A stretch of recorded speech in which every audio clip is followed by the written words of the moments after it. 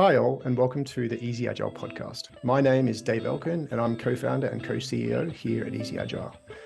Before we begin, Easy Agile would like to acknowledge the traditional custodians of the land from which we broadcast today, the people of the Dharawal-speaking Lake Country.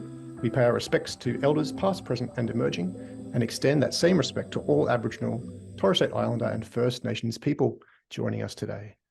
Today, I am joined by Jean-Philippe Comeau, or JP. JP is the Principal Customer Success Advocate at Adaptavist and is passionate about teamwork, meeting new people, presentations of all kinds, loves a microphone and a captive audience. This podcast definitely fits that mold. New technologies and, most of all, problem solving. JP, thanks so much for being with us today. Thanks for inviting me. Hey, no worries. It's great to have you on. We want to take some time today just to talk through Atlassian Team23. The ecosystem is gearing up for one of the biggest events of the calendar and the ultimate event for modern teamwork. You've been to a few Atlassian team events before, and last year being the first one back in a while, Quebec to Las Vegas is quite a gear change. What are your tips for people attending Team for the first time? Ooh, yeah, that's a good question. I mean, yeah, Teams to me is a massive event. It's like a beautiful moment to actually take in everything that has happened in the last year for Atlassian. And what I mean by that is actually more and more like what's happening with Atlassian is actually what's happening in the world of work. So I think it's like just a great time to kind of reassess where you're at. So for me, it's about planning out the main things you want to hit and don't overcrowd your schedule. Like that's a mistake I made the first time was just I wanted to see the most of everything. And I was like, yeah, I can absolutely do back to back to back. It's going to be fine. I'll be walking from one thing to another. Truth is, after talk, you'll have some questions. Some things will have popped up. Oh, that's interesting. I could maybe explore that. You're going to want to do maybe some, floor hunting, which is like, hey, looking through the partners. And maybe you've heard about something like an app that you really want to go look at or something like that. So that's always going to happen. And then you're going to miss that next talk. So make sure that what you highlight is really things you want to see and plan according to that. That to me is like the number one thing. Don't try to do it all. Do what you feel is really, really important. Then the rest, try to make it work because it's going to be a lot of walking, a lot of listening, a lot of talking. And the last thing, the second thing, which I remind everybody is to hydrate, get a bottle of water. There's going to be plenty over there, but everybody's going to have their own branded bottle of water, so don't worry about having one or not, but get one and just hydrate. I mean, we all get very busy during the day and we all know how the nights can go, so keep drinking some water and yeah, those are my two tips.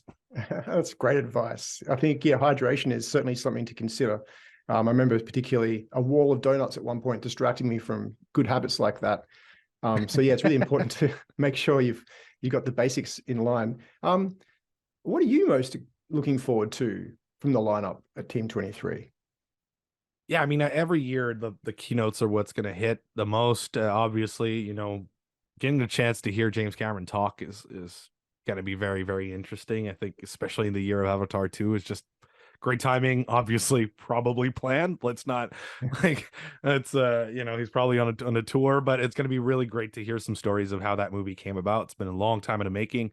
Probably the closest thing we got to really long development on a film. Like it feels like a long software development cycle thing. Like it's just that's a very long time. And then hearing Van talk about some of the things that he's seeing in today's world. Van Joseph, I believe, is the name of the second talker. And remember seeing him a lot on the CNN broadcasts and stuff during the elections, and kind of the impact that he brought to the whole broadcast was quite something. It'd be very interesting to hear them talk. And then as far as kind of maybe not the big ticket items, really interested I think this is the year where the practices or the different tracks that Atlassian usually promotes, I think this is the year where they really start to hit. What I mean by that is I think before this year, so when you look at last year's team, and then before that, tracks were kind of like wishy-washy. Now they actually have the products to back them.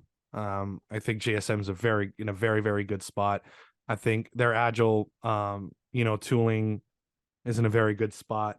I think their DevOps, which is what I expect is going to be pushed the most.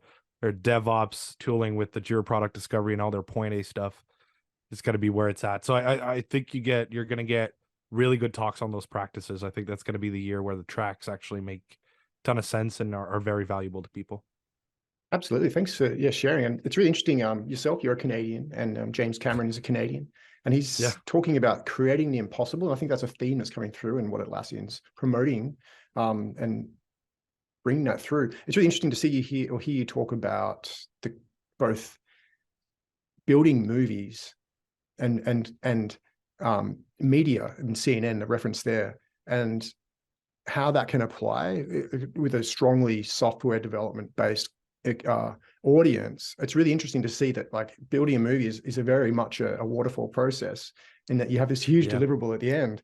But I know that there are, like Pixar, for example, use this concept of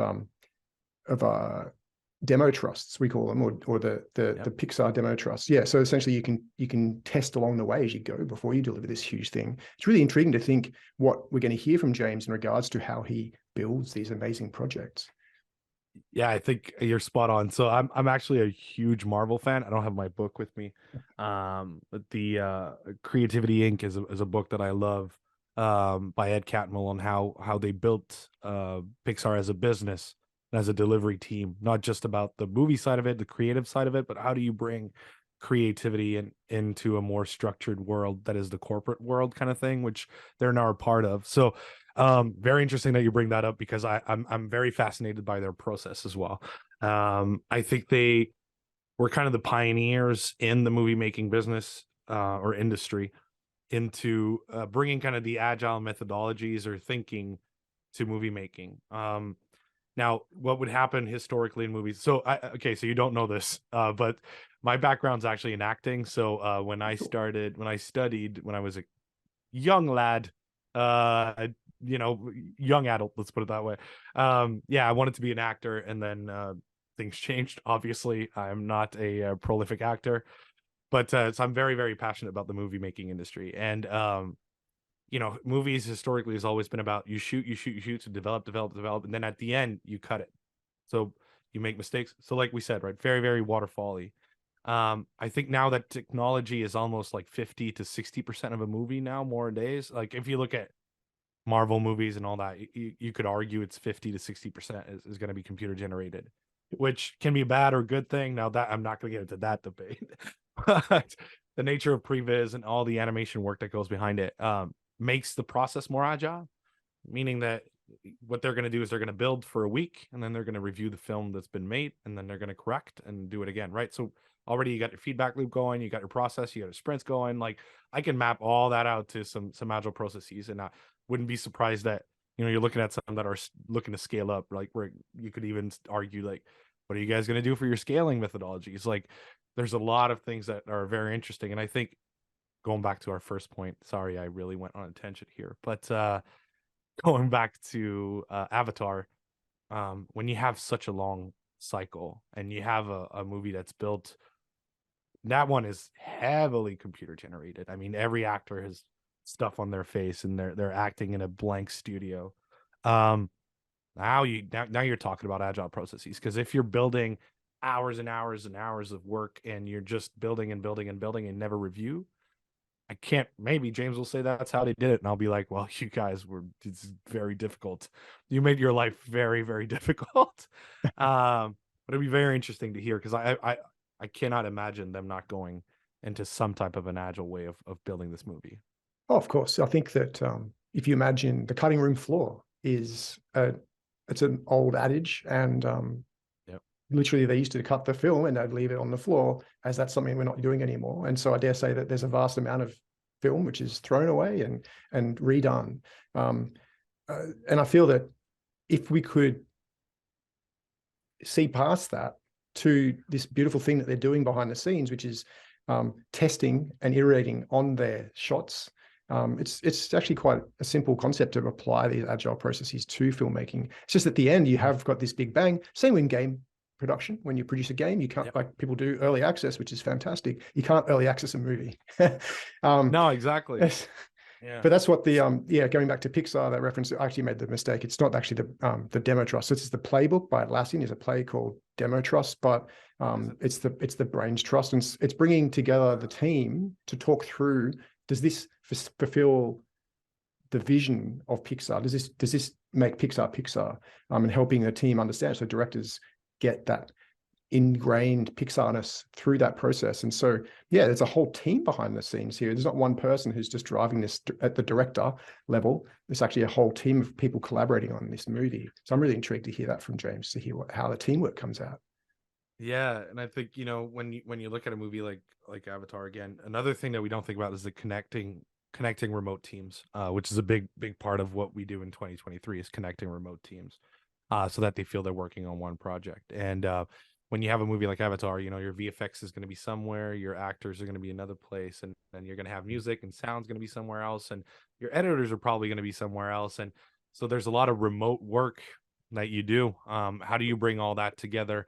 I remember watching like the old documentaries around, the Lord of the Rings movies, and they were like literally flying people in and out with the actual roll of films because they were so afraid that people would steal them, and so that they wouldn't put it on the internet, and they would actually carry them around, and like, so they had to fly from London to New Zealand to, like, it's kind of nuts when you think about it in 2023. Like, really, you had to take like a 10-hour flight just to get your film across.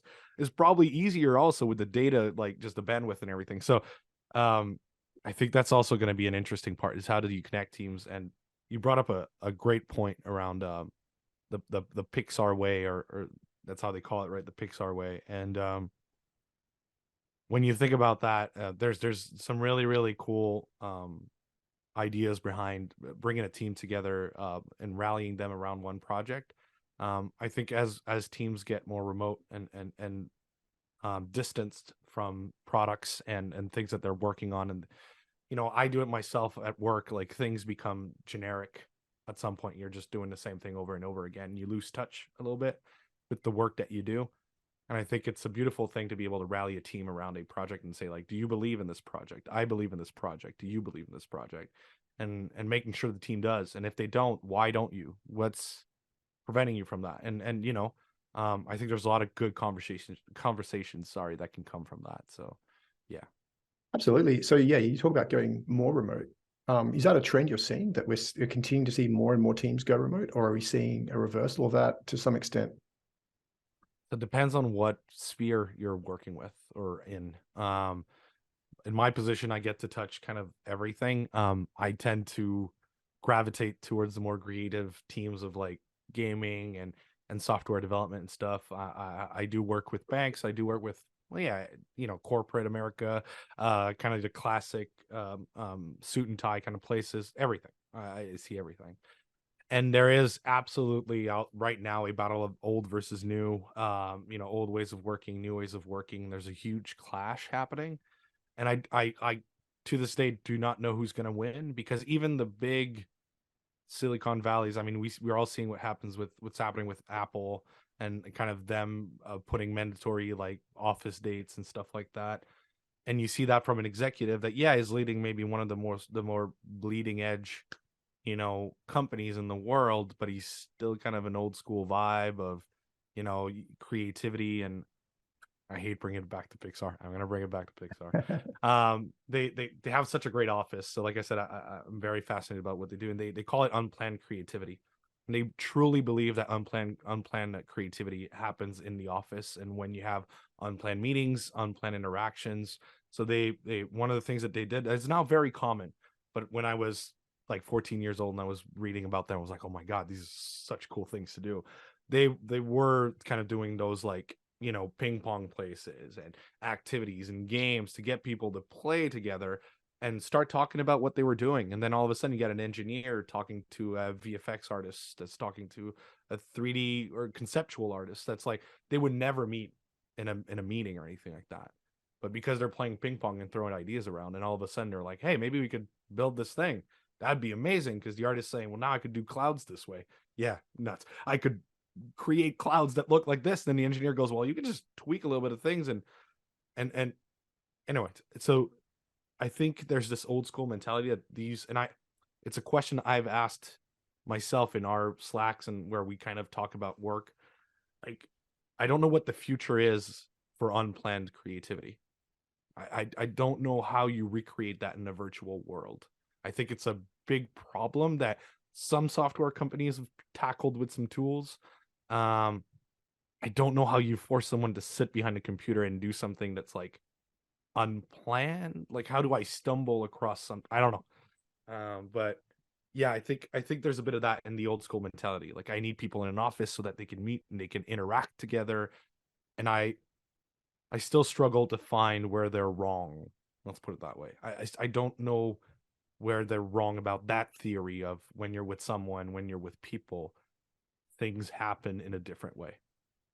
I can't agree more. And I think that if I have any perspective on this, it's that there is not often, it's not a black and white or a zero sum kind of game. There's a combination of things that will occur and that will move forward for better or for worse. You can look back in history to Bell Labs and the creation of the semiconductor and the way that the building was designed essentially to allow people to walk past and have cross collaboration and cross functional conversations. Have you ever considered that the unplanned creativity that Pixar was talking about was actually planned unplanned creativity? So they made these spaces on purpose. How can we make things on purpose to have things unknown to us happen? Yeah, that's yeah, actually you're absolutely right. I mean, yeah, they built the Pixar offices this way because of that. That's what I guess that is, to me, that is the secret. Like, if someone finds it, it's like the caramel or whatever, just bottle it up and sell it to people, I guess. I don't know. I have no idea what the answer is. I've looked and it's, there's an app out there. I can't remember the name of the app, but it's like you're like a 2D sprite and it looks like an NES game and you're like moving around from like places to places. You can like decorate your office and it's kind of like it's got this vibe of Animal Crossing, which is a game by Nintendo where you can just create stuff and people can visit your island and all that. You can kind of do that with your office space and then you can create like a common area where people walk. And I'm like, when you look at it in the video, it was brilliant. Great. I can actually be in the office without being in the office. And it has this whole technology of proximity. So like if you're having a conversation with someone in an open area, people could like walk by and hear what you're saying and join in. A lot beautiful technology. Doesn't work with the humans when you really think about it. Why would I go online to walk around an office to go talk? I'll ping you on Slack. It'll be easier. All right. I don't need to walk to your office. So it's like, I don't know what the secret is. And yeah, you're right. It is planned in a way. And I think we do that. And I don't know for you guys at Easy Agile how you do it. In Adaptavist, we do like to travel with teams. So whenever we do things, we try to, even if it's like customer work or if we're going for an event or something, we try to make it a point to make it about also us and what we do. So we rarely travel alone. If I'm going to a customer, we try to get, 2 consultants in there. Or what I'm trying to say is like bring more people. And it's a point I think Adaptavist is trying to make. I think that's what Simon, our CEO, is trying to make is, use these opportunities to be with people. I think it's a beautiful thing, but it's one of a myriad of solutions. I don't know. I really don't know. What do you think? What are your thoughts on this? Oh, I can share how we work at Easy Agile. So here I am today in the office. This is a great place for me to do this recording. We have a room for about 50 people here in the office in Wollongong, south of Sydney. We have about 10 to 15 who usually arrive on a daily basis. And that's great. We don't mind. We love people working from home and working in a way which is more convenient and relaxing for them. At the same time, we do have quarterly planning sessions that we go to. We have advanced Easy Agile every quarter. We come together in person, and we've strategically ensured that we hire in a way so that's possible, so people aren't flying across vast swathes of ocean to get to this conversation. And in a way, it's planned unplanned. So we do our planning ahead of time, and when we come to advanced Easy Agile, we'll have something that we want to either upskill the team with or whatever, and then we'll have some team bonding where people can choose from a range of different activities they want to do together. And so, yeah, for us, it's more about getting together in person because we know that's really valuable to both build an understanding of each other as a team and to build that rapport. It can't be done over Zoom to an extent. So we absolutely, our business runs entirely in a remote friendly way. And we don't rely on people to be in person and sync in person to move forward. However, we do see there's a great value there. So we try to live in both worlds, and we get the benefit from both of them. And so that's one thing that can work. It's not for everybody. If you have a truly distributed global business, it's not exactly easy or affordable to bring everybody together on a quarterly basis. I think it's beautiful though, and we used to. So I've been Adaptavist for close to six. I'm on my 6th year now, and we used to be able to do. We didn't do quarterly. We did kind of a yearly thing at the end of the year where everybody would get together. We called it WinterCon for the last 2 years, which I actually loved the idea, which was very much we could pitch ideas of what we wanted to talk about. Could be about work, could be about customers, could be about last year, whatever you wanted to talk about. Could be about yourself, could be about a cool thing you did this year, whatever. And we had kind of a voting system, but really pretty much anyone that said you could get in. And you could just walk around, and it was literally a conference center. Like we'd set up some rooms, and you could walk in and look at a presentation, like literally like Teams or whatever. And it was the best experience every time that we did that. And I love these because you get, there's value, there's ROI in having everybody kind of like learning and upskilling and breaking down these silos of like, hey, I never worked with marketing, but here's an hour talk around something we did in marketing that I really want to join, and all these things. That's great. There was also the unplanned ROI where you were like coming out of there with like multiple ideas of like, oh, I could explore this, we could explore that. I got this meeting set in Jan now that whenever I come back in January, we're going to be talking about this thing that, we talked about for cloud migrations, or these, all that was happening at WinterCon. Now we grew exponentially post-COVID. So, well, during and post. So while COVID was happening, all of a sudden everybody wanted work. And then, as companies that were remote, I think a lot of the companies that were remote kind of grew during COVID versus companies that were local or anything like they kind of, they slowly diluted down a little bit. Let's put it that way. And as we grew, we can't support that anymore. Like as a one-time thing where you'd have, we're close to 1,000 now. It's a lot of people to move, and a lot of conferences, like a lot of conference rooms and presentations and stuff that we can't, we just can't accommodate. So I miss it a lot, and we've been doing it remotely. But like you said, it's not the same to go on a Zoom call. Like I remember, sitting down in these presentations, and you're sitting down next to people that, someone from Arkansas, someone from, Cambridge, and you start talking. You're listening to a conference, but we all know what happens when you're listening to a presentation. You start talking like, oh, that's an interesting idea. What'd you do last weekend? Like you start talking. Those are things you can't do on Zoom. Like you can't really reproduce that on Zoom. It's not going to happen really. And I miss that dearly. And I don't know what the solution is when you have these kind of global distribution. I mean, I guess you do it in a smaller way, maybe all of North America meet up or things like that, but it's just not the same. Not the same at all. I think it's beautiful that you guys can still do these because everybody's kind of close by. I think it's really nice.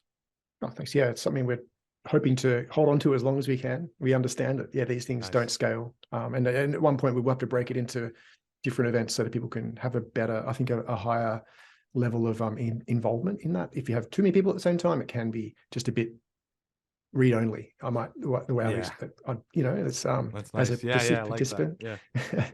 Yeah, you're right. So I'd love to just quickly touch back on Atlassian Team23. And you did mention at the beginning, that's all right, we'll get there. There's these new apps, especially in the DevOps tooling space that Atlassian's working on, so Discovery. And can you just talk a little bit more about what you see there and why that's coming to fruition now? Yeah, I think it's all about cloud. I'll be the first to say that, big fan of data center, big fan of on-prem. That's how I learned the Atlassian tool set. So a little skeptical when cloud came about, and as it grew and it got better, that was great. I think it's now at a mature spot where the Point A program, which is where all of these tools are coming out of, so the product discovery, Atlas, and all that, those are the fruits of cloud. That's because now that we have cloud, they can churn out products and try things and see if they stick or not. And I think that's why I think this year is the year where I think the program is mature enough. Migration's ready. I mean, we're 1 year out of server end of life. Like, I think we're finally in a place where we can actually talk about all these opportunities, and most of the people at the conference will be able to get value from it. I remember last year where talks were heavily around JSM and all the cool things it would do, but you still had a lot of people on server, still had a lot of people on data center. So it fell a little bit on deaf ears. Like, a lot of the people in the crowd were just like, yeah, it's not for me. And both keynotes were about that. So anyways, I think this year it's going to be better because of that, because everybody's kind of bought in. And I think it's right now because, yeah, it's cloud. You can ship easier, like it faster. You can ship better. You can iterate better. You can get a product ready much, much quicker than if you're on-prem. And I think that's why you're seeing this blow up. I also think they're great ideas. Big fan of Atlas specifically. Big fan of Atlas. Yeah, fantastic. So how are your customers seeing the migration to cloud? And on the larger end, is that something that they're open to? Is it something they're Everybody's exploring? intrigued. Okay. I'll start there. Everybody's intrigued. Now, the level of interest depends on the industry and the size. You, when you have a massive, I'll use banks because to me banks are kind of like countries. So if you look at a massive bank where you have like 30, 40,000 users, usually they have solid infrastructures, they have solid administrators, they have teams that are kind of living off this it's built like its own economy. Basically, it runs itself. And when you go in there and you try to teach them about cloud and all the great things it'll do, they start asking questions that are very technical and they're very good. And there's not really an answer in cloud for yet. And so it gets skittish. Whereas if I go to like a 500,000 people organization and they start asking questions about cloud, and usually we have more answers for that. It's just an easier conversation. They don't have the same worries or the same troubles on their mind than the admin of 40,000 people. It's just not the same reality that they're seeing. So I think for now, and I know Atlassian's making a big push into that enterprise space. I think for now, you're going to see that growth, but as long as we don't have full autonomy of where our data is and how accessible that data is, it's going to be a problem. As long as FedRAMP isn't available to all, as long as all these different SOCs and compliances aren't available to all, like these are very difficult because you've built an ecosystem around a lot of integrations, and Easy Agile being, to me, one of those integrations, because it's a third-party app, like however you want to look at it. Adaptavist has their own third-party apps. We have Script Runner and all that. We all have third-party apps. So Atlassian can't be like, oh yeah, I'll make a blanket statement. We can do all these things. It's not really true. I'm like, hold up. Like, you got to take into account like all these different app partners out there that are doing their things, and you can't put us all into one roof. Like, I think they've kind of, they're victims of their success. Like, what made Atlassian, we're still making Atlassian great, is the partner ecosystem, apps, solutions, sort of everything. Mm-hmm. But it's also what's causing the adoption and the speed to which adoption of cloud is happening. It's making it slower than they would want to. And I think that was maybe the misstep a little bit when everything got kind of announced. It was like, oh, you guys do rely on these apps a lot. Like, yeah, a lot of our customers like actually would say that the apps are even more important to them than the core. Like, it's just a thing that you're seeing. So to go back to your question, depends on the complexity of the instance, and the bigger the instance, usually the more complex it is. So if I go to over 10,000 users, it's going to be a very long conversation. Very, very long conversation. Yes, it is. And it's funny that Atlassian did ship this and say, hey, well, actually there was a presumption that the apps were covered by SOC 2 or the like as well. And that was a it was just a misunderstanding. But I say, like, as a business owner going through SOC 2, it's a very rewarding and good process to go through it's hard, and we're doing it far earlier than Atlassian did in their own journey. But the sooner you do it, the easier it is. Ideally, as a smaller company, you have less things to worry about, and the processes you put in place will be easier to maintain and monitor. So we're excited to really go down the SOC 2 path and to provide that peace of mind to our enterprise customers. So yeah, very good process to go through. Yeah, you guys are going through it right now. It's not. Have you acquired it yet? Did you get your compliance yet, or you're No, going we're through getting on that? the way to SOC 2 Type 1 at the moment. Wow, And then, nice. yeah. Yeah, that's it. So we got security group now in, and they're handling all that. I'm not good with the compliances. I'll say it right now, right off the bat. I don't know them very well. I know they're like letters I would like to see next to every app. That's what I know. I don't know how in depth the processes, but I know it's very involved, like to the point where you need to have a team kind of dedicated to making that happen. So what have you guys seen like so far? Like it's coming along great. What are some of the challenges that you've seen? Maybe I'm just intrigued. Yeah, look, so our cloud apps are all architected in the same way. So they all use the same code base to an extent, like the deployment methodology. We haven't done any acquisitions which have bolted on to make that more complicated. So we're making the most of that situation. We've done a fair bit of work over the last quarter or so to put in all the checks and the controls around that deployment. And the next thing is to really put in place the processes to ensure that our team understands how to deal with different situations and the like. So that's something we're going to tackle in the next quarter. And I'm excited to go through that and do a bit of a sprint with Nick, my co-founder and co-CEO, to really see how much we can get done in a period of time, and really focus on that. I think that the benefit will be that we have a much more understood and clear way of running our business, which is obvious to our customers as well, which is a very good thing.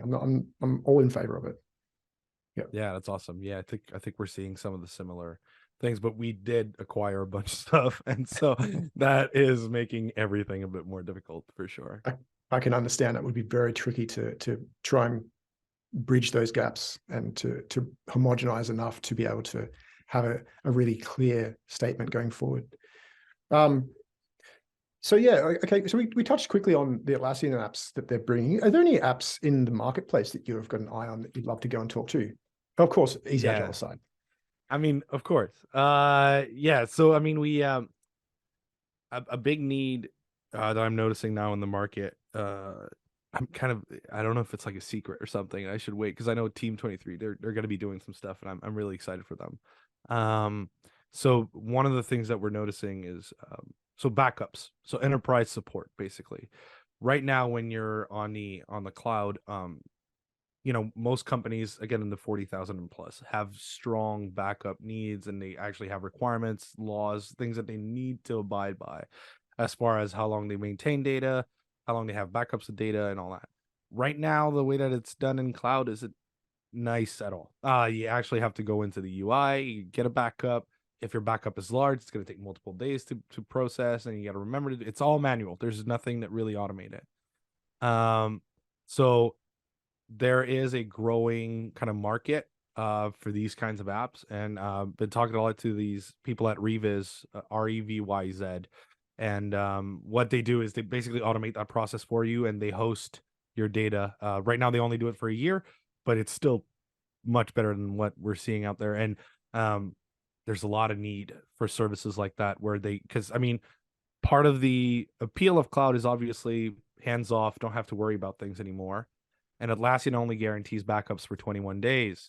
So if you're an enterprise and you're looking for 6 months at least of data recovery, at least, you're not going to get that. So by having a partner like Reviz or all these, there are other apps out there. I'm talking about Reviz specifically because talked to them a bunch, but a lot of interesting things are happening. And also what's amazing about these apps, these developers have found that once they have that process, they now get access to the structure of the data, and they've started building tools around that structure. So for instance, that app can actually restore projects and issues and custom fields and configurations, and you don't need to do a full restore. You can actually pick what you want to restore, which is brilliant. And it's something that even in data center wasn't easy to do.